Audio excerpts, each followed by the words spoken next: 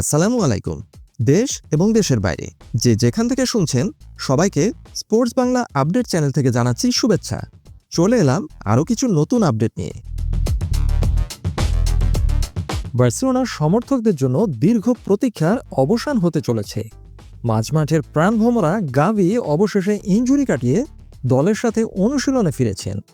5 মাসেরও বেশি সময় মাঠের বাইরে থাকার পর এটি বার্সেলোনা ক্লাবের জন্য এবং বার্সা ভক্তদের জন্য একটি বিশাল মোরাল বুস্ট হতে যাচ্ছে।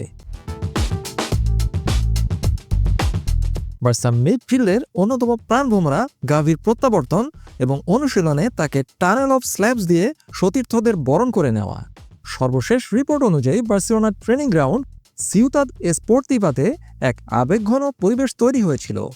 দীর্ঘ ইনজুরি কাটিয়ে ফেরায় সতীর্থরা গাভিকে প্রথাগত টানেল অফ স্ল্যাবস দিয়ে বরণ করে নেন।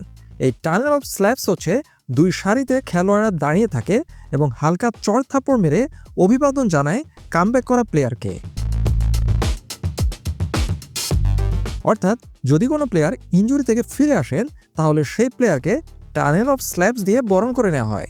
কোনো কোনো ক্ষেত্রে নূতন সাইনিং করা প্লেয়ারকেও টানেল অফ স্ল্যাবস দিয়ে বরণ করে নেয় সতীর্থরা। ফুটবল ক্লাব বার্সেলোনা সোশ্যাল মিডিয়ায় এই ভিডিওটি শেয়ার করে ভক্তদের আশ্বস্ত করেছে যে গাভি ট্রেনিং সেশনে ফিরে এসেছেন। চলুন জেনে নেই গাভির কি ঘটেছিল।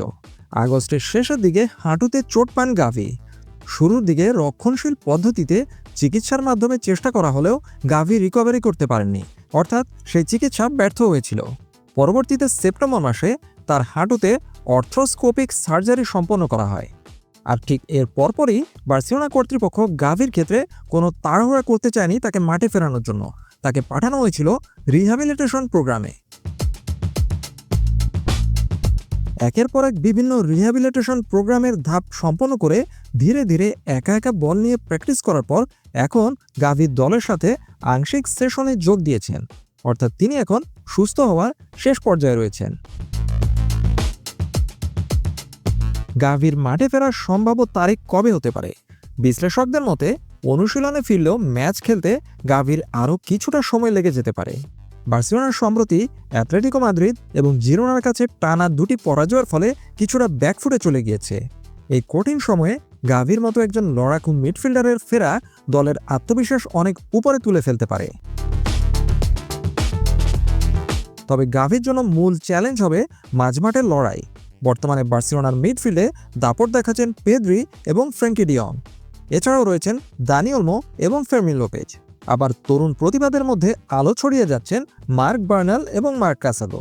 বোঝাই যাচ্ছে গাভিকে মিডফিল্ডের জায়গা করে নিতে হলে এই খেলোয়াড়দের সাথে কঠিন প্রতিদ্বন্দ্বিতার মুখোমুখি হতে হবে। বিখ্যাত সাংবাদিক জাভি মিগুয়েলের সর্বশেষ রিপোর্ট অনুযায়ী মেডিকেল বিভাগ থেকে পূর্ণ ছাড়পত্র পেতে গাভিকে আরও কঠোর পরিশ্রম করতে হবে। বার্সার কোচিং স্টাফ তাকে নিয়ে কোনো ঝুঁকি নিতে রাজি নন, কারণ হাঁটুর চোট ফুটবলারদের ক্যারিয়ারের জন্য অত্যন্ত সংবেদনশীল একটি বিষয়। অনেক ক্ষেত্রেই দেখা যায় হাঁটুর চোটে একটি ফুটবলারের ক্যারিয়ার সংক্ষিপ্ত হয়ে যায়, অর্থাৎ তিনি আর প্রফেশনাল ফুটবলে ফিরতে পারেন না, বিশেষ করে অপারেশনের পর। শেষ কথা হচ্ছে গাভি শুধু একজন খেলোয়াড় নন, তিনি বার্সেলোনার ডিএনএ এবং লড়াকু মানসিকতার একটি প্রতীক।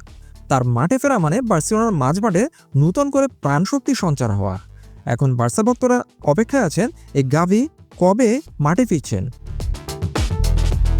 আপাতত এ পর্যন্তই। সবাই ভালো থাকুন, সুস্থ থাকুন, নিরাপদে থাকুন, এই প্রত্যাশায় আল্লাহ হাফেজ।